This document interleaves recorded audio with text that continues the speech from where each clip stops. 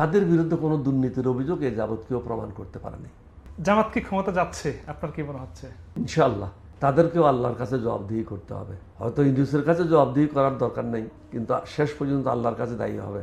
চরমোনাই এবং জামায়াতের সাথে আসন সমঝোতা বা বিভিন্ন বিষয় নিয়ে দ্বন্দ্ব বা বিরোধ না বললেও দূরত্ব বলা যায়, মানে চরমোনাইয়ের সাথে জামাতের সাথে চরমোনাইয়ের এই বিভেদটা কেন? আমি যেহেতু এটার সাথে জড়িত না, আমার পক্ষে এটার জবাব দেওয়া সম্ভব না।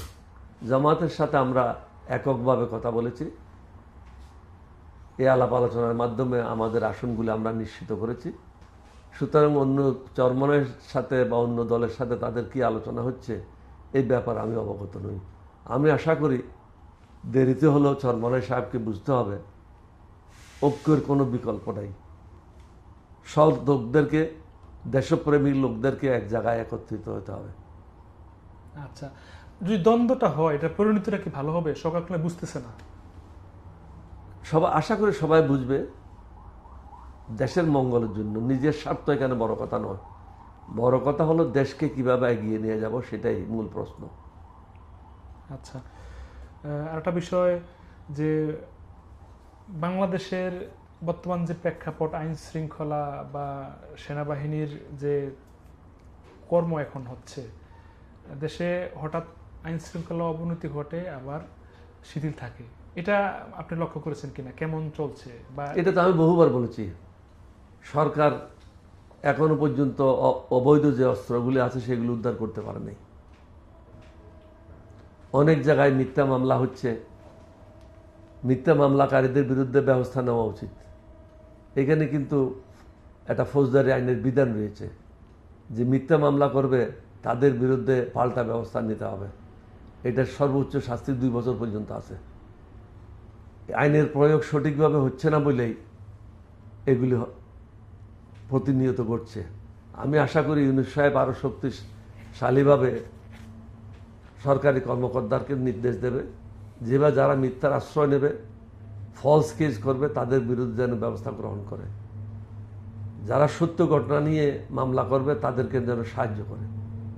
12 ফেব্রুয়ারি যে নির্বাচন হওয়ার কথা বা জোর দিয়ে বলা হচ্ছে নির্বাচন 12 ফেব্রুয়ারিতেই হবে, তো সেটা কেমন হবে বলে মনে করেন? এখানে প্রশাসন কিংবা সেনাবাহিনীর অবদান? সবাই এটা তো নিশ্চিত করছে, সেনাবাহিনীর পক্ষ থেকে তারা বলছে যে আমরা কোনো পক্ষ অবলম্বন করব না, আমরা সুষ্ঠু অবাধ নির্বাচন করব।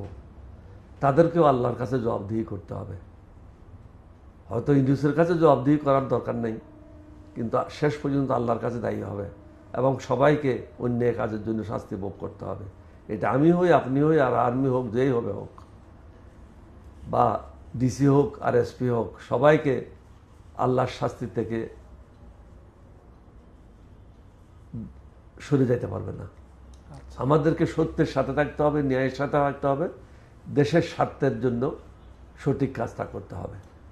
স্যার, মানে সুষ্ঠু নির্বাচন হবে বা প্রশ্নবিদ্ধ হবে না, এই যে কথা বলে আসছে সরকার পক্ষ থেকে, সরকার কি এমন কোনো প্রমাণ দিতে পেরেছে যে তারা সুষ্ঠু নির্বাচন করতে? এখনো পর্যন্ত তারা যে কর্মকাণ্ড, এটা প্রমাণিত হয়নি। তারা পার্সিয়ালিটি করছে, কাকেও বেশি গুরুত্ব দিচ্ছে, কাকেও কম গুরুত্ব দিচ্ছে, এটা প্রতীয়মান। এটা আমাকে বলার দরকার, আমাকে বলার কোনো প্রয়োজন পড়বে না। আমার সাথে কীরকম ব্যবহার হচ্ছে বা অন্যের সাথে কীরকম ব্যবহার হচ্ছে প্রশাসনিকভাবে, এটা দৃশ্যমান। আমি মনে করি এটা একজনকে ধ্বংস করার জন্য এগুলি যথেষ্ট।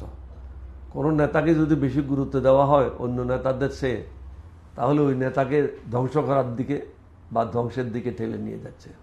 আচ্ছা, আমি যদি স্পেসিফিক বলি যে তারেক রহমান দেশে আসছেন 25 ডিসেম্বর, তারপর থেকে যে করিডোর বা নিরাপত্তা বলয়, এটা তো এখন তো স্যার যেটা বললাম যে সবকিছু সামাজিক মাধ্যমে চলে আসে, এটার ইম্প্যাক্টটা কি পড়ে সমাজে বা দেশে? আপনারা এগুলি সবাই দেখেছেন, সুতরাং এটা আমার বলার তো কোনো প্রয়োজন নেই। সামাজিক মাধ্যমে সমগ্র জাতি দেখেছে, সমগ্র পৃথিবী দেখেছে। সুতরাং আপনারা তো আর নাক দিয়ে দুধ গলে না। সবাই তো এটা বুঝার ক্ষমতা রাখে, সবাইকে এটা মূল্যায়ন করতে হবে, কোন কাজটা ভালো কোন কাজটা খারাপ হচ্ছে। যে কোনো লোক এটা বুঝতে পারে, শিক্ষিত বা অশিক্ষিত নির্বিশেষে সবাই বুঝে কোন কাজটা ভালো কোন কাজটা খারাপ।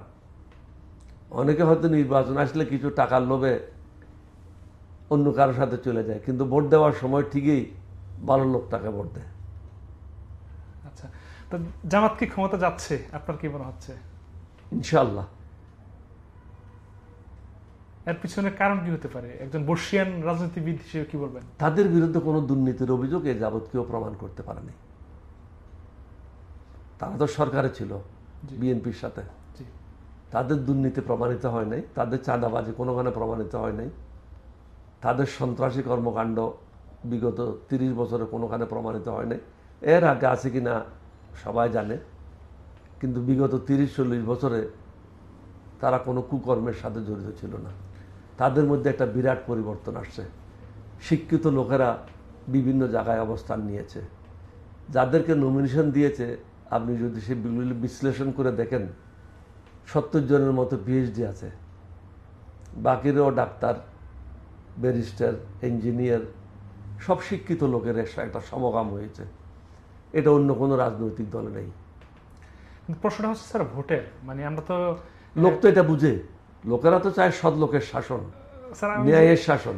আমি যেটা বলতে চাই যে আমরা নিজেরা, আমার বয়স 35, আমি নিজে তো ভোট দিতে পারি নাই, তো আমি কিভাবে বলতে পারি যে জামাতকে? আপনি কি লোকগুলিকে চিনেন না? আপনি তো লোকগুলিকে চিনেন, আপনি জামাতকে চিনার দরকার নেই। ভোট দেওয়া প্রশ্ন, আপনার লোকগুলিকে চিনবেন, আপনি দলকে চিনার দরকার নেই, আপনাকে মার্কা চিনার দরকার নেই। আপনি যখন লোকটা দেখবেন যে এই লোকটা সবচেয়ে ভালো, তাকেই আপনি ভোট দেবেন। এটা আপনার ইমানি দায়িত্ব। স্যার আমি বলতেছি যে ভোট হলো আপনার আমানত। আমানতের খেয়ানত যদি করেন আল্লাহ আপনাকে অভিশপ্ত করবে। আমানতটাকে সঠিক জায়গায় দিতে হবে।